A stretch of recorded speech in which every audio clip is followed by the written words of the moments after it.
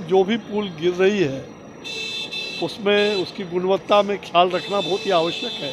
अविलंब इस पर कठोर कार्रवाई जांचोपरांत करनी चाहिए और जो भी दोषी हों, जो भी गुनाहगार हों, उनको अविलंब सजा देनी चाहिए। अगर भ्रष्टाचार की बात कहीं भी है तो उसके बारे में उजागर करना चाहिए।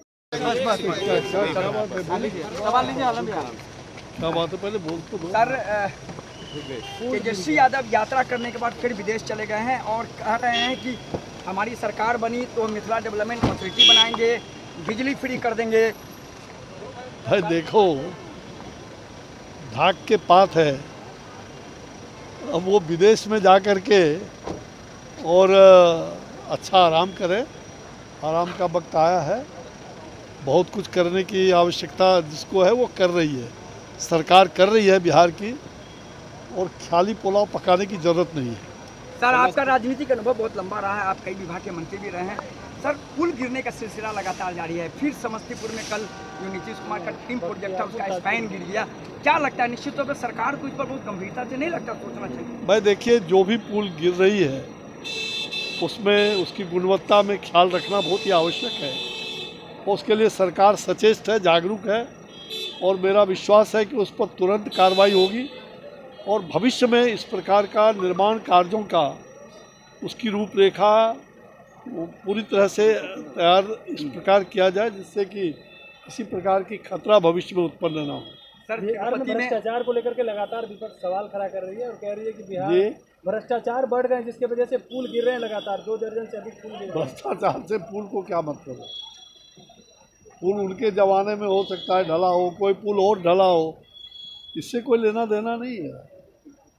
हाँ, अगर भ्रष्टाचार की बात कहीं भी है तो उसके बारे में उजागर करना चाहिए, लेकिन बिहार की सरकार भ्रष्टाचार से परे है। सर, तिरुपति में नहीं लगता, आप तिरुपति में जो खबरें आई आस्था के साथ खिलवाड़ हुआ, क्या लगता है सरकार को इस पूरे मामले में एक पूरा SOP बनाना चाहिए सभी मंदिरों के लिए?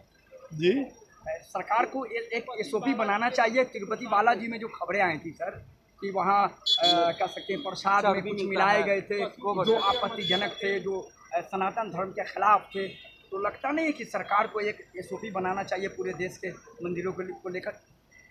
मुझे लग रहा है कि ये घटना बहुत ही दुखद है, दुर्भाग्यपूर्ण है, और मैं उसकी तहकीकात कर रहा हूँ। लगातार हमारा संपर्क बना हुआ है।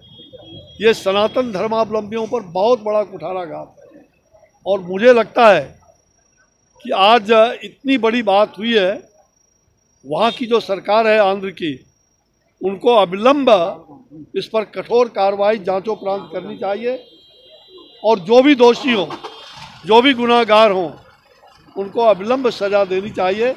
हम और भी तहकीकात करके सनातन धर्मावलंबियों का अपमान नहीं सहेगा हिंदुस्तान। राहुल गांधी अमेरिका के दौरे पर थे, राहुल गांधी, और कहा गया कि आरक्षण खत्म करने की बात कही। उन्होंने सिख धर्म के खिलाफ आपत्तिजनक बयान किए। मुझे लगता है कि जाति, धर्म और संप्रदाय के बारे में हमारे विपक्ष के नेता यहाँ जो बोलते हैं, लेकिन भारत की निंदा दूसरे मुल्क में जाके करते हैं। क्या ये उचित है? क्या अगर उचित है तो अपने देश की निंदा दूसरे देश में करें, तो इससे मुझे लगता है कि भारत का जो अपमान है वो कभी हिंदुस्तान की जनता स्वीकार नहीं कर सकती है, और ऐसे लोगों को जनता नक्कार खाना में भेजने का काम करती रहेगी। बिहार में जमीन सर्वे क्या अपने देश से प्यार नहीं है उनको?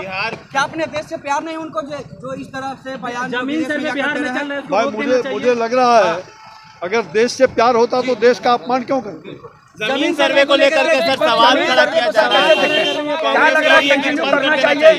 जमीन सर्वे रोक देना चाहिए क्योंकि यहाँ पे जो है खूब भ्रष्टाचार हो रहे हैं, बिना पैसे के काम नहीं कर रहे हैं, कहा जा रहा है लोग परेशान हैं। मुझे लगता है कहीं मैं भी जमीन का मालिक हूँ, मेरी भी खेती है, हम लोग सर्वे करवा रहे हैं, और जमीन के सर्वे में कोई भी भ्रष्टाचार बर्दाश्त नहीं किया जाएगा, और सरकार उस पर जागरूक है।